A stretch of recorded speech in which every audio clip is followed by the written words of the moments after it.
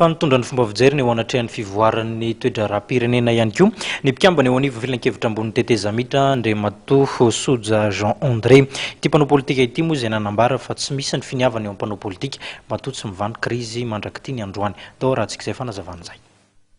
Ny tsy fisian'ny finiavana ara-politika ary ny fisian'ny torohevitra vilany avy amin'ny mpahalalana eo anivon'ny fahefanam-panatanteraka amin'ny fototry ny fikatson'ny raharaham-pirenena amin'izao fotoana izao araka ny fijerin'Andriamatoa Soja Jean André parlementaire CST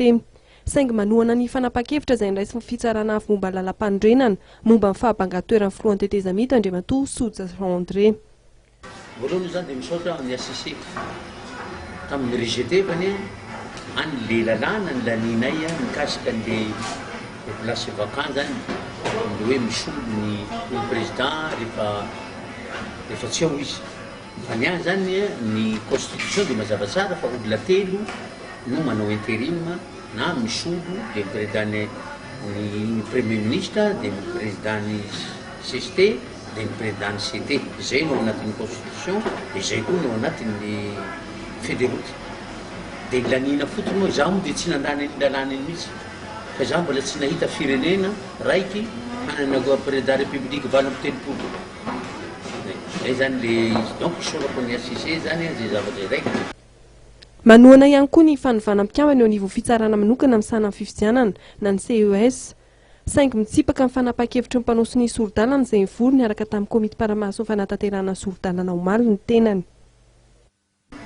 Zany ray tsy contre za fa kosa oka ireo magistrat reo olona manampahaizana ireo manana fahendrena mba avelao ny magistrat ihany no manao azy zany hoe satria misy proposition hitako any heny fa hoe asiana corps hafa ndray dia asiana signataire de fédéroute indray no atao tsy mety zany magistrat première grade no atao ao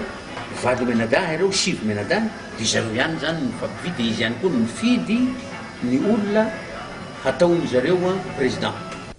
Momba ny Didi tsy volana heverina hanamboarana ny lalàna mikasika ny fifidianana dia nilaza Andriamatoa Soja Jean André fa tsy tokony fifidianana filoham-pirenena ihany no kasihana fa tokony ampiarahana amin'ny fanovana izay totosaina ihany koa ny momba ny fifidianana solombavam-bahoaka.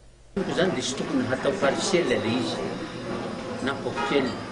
fa tokony avy hatrany dia lalàna tokony hatambatra zany na ny député koa dia tokony hatao ao koa zany projet de loi fa ny député koa dia afaka miretiré les candidatures. Zay zany le izy fa tsy hoe uniquement ho an'ny président république eto dia mialatsy indrindra mikasika ny sénite io za dia tsy mety amiko mihitsy le fomba fiasan'ny sénite.